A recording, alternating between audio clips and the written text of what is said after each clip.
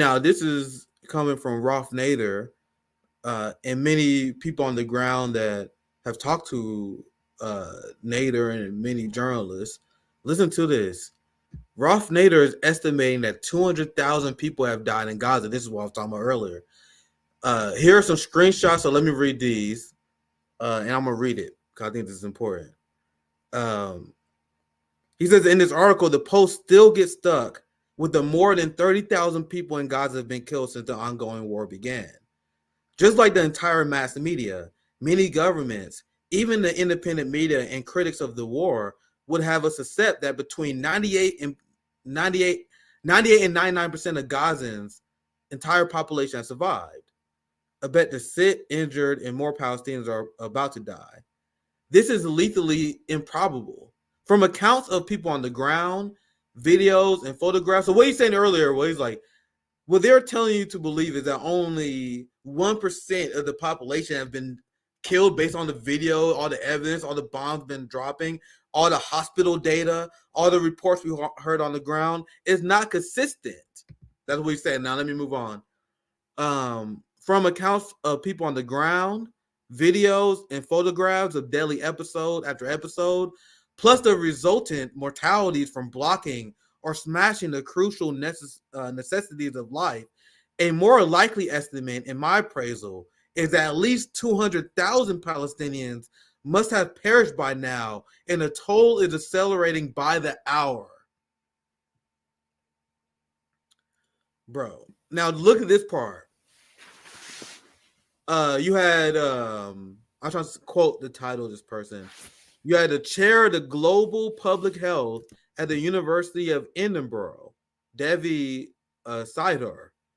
She predicted 500,000 deaths in 2024 if conditions continue unabated. Let me repeat.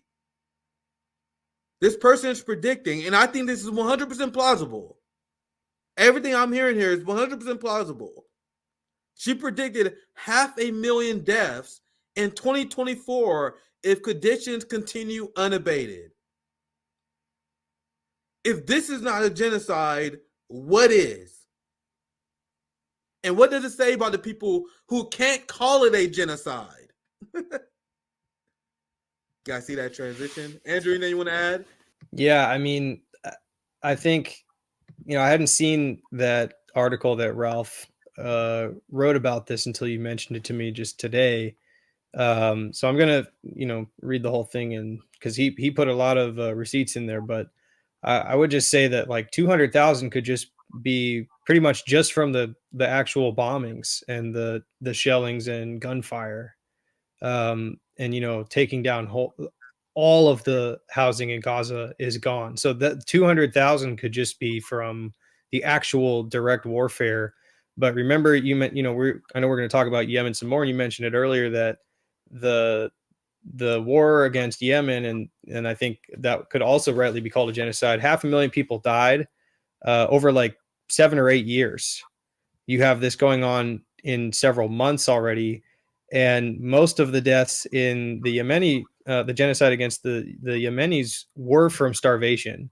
So if we've reached 200,000, or let's just, I don't know, cut that in half just for people who want to be more careful about it. If you've reached 100,000 deaths just from the bombing, that's not this figure that Ralph is talking about. I don't believe that it includes the deaths from famine, and that was what killed the majority of people in Yemen. So I mean, this is just like, yeah, it's the worst thing that I think has happened in maybe the last 50 years. I can't think of something that's worse, because it's not over yet. We're still seeing a increase in the violence on a regular basis. So I'll stop going on and on, but I mean, the famine is basically just getting started, and I'm sure it's already killed thousands and thousands of people. Yeah, I mean, it just, I have no words. I mean, this is Cambodia level bad, Vietnam level bad, Korea level bad. It's like where you see, we about to see entire generations wiped out, families being wiped out. It's insane. The war on terror, like the millions and millions that were displaced, the amount of people that was murdered by these people, That's why it's still unbelievable to me that people will vote for anyone who ain't anything to do with that. Like Cornball West voting for Joe Biden after he had a commission to manufacture consent. He was in the Senate Armed Service Committee, so one of those foreign policy panels, one of the foreign policy committees, and his foreign policy advisor was Anthony Blinken, and their goal was to manufacture consent for the war on terror in Afghanistan. Right? He played a chief role. He lied about it constantly. Now look at this. This also will leak credence to this. This is what a lot of people find incredible. This from the great Sam Husseini. This is in November, and this is the original tweet talking about it. So I'll read it in order. Sam Husseini says, Rolf Nader charges massive undercount of Palestinians killed in Gaza from accounts of people on the ground, videos, photographs of deadly episode after deadly episode. And I think I read this before. I think that he pretty much just directly quoted the article. The reason why, but this is Sam Husseini sharing this story. This is from November. Gaza health officials say they lost the ability to count dead as Israeli offensive intensifies. So this is why you keep seeing this number, this 30,000 number being repeated over and over and over again. If the same number been used for weeks, and weeks, as we see more bombs, we see more dead kids. We have this famine going on. You think the number not going to change of weeks of starvation? Yeah, people trapped under rubble, so they're not even able to be accounted for. Israel is becoming so brutal. They are losing public opinion. The truth on this is being revealed to the point where people are acknowledging, like, man, I don't care about the dead babies, but this is about hurt Biden. This is what the liberals, the old white liberals that was attacking protesters, they don't want a democracy. They believe that China, Russia, and all these countries are authoritarian.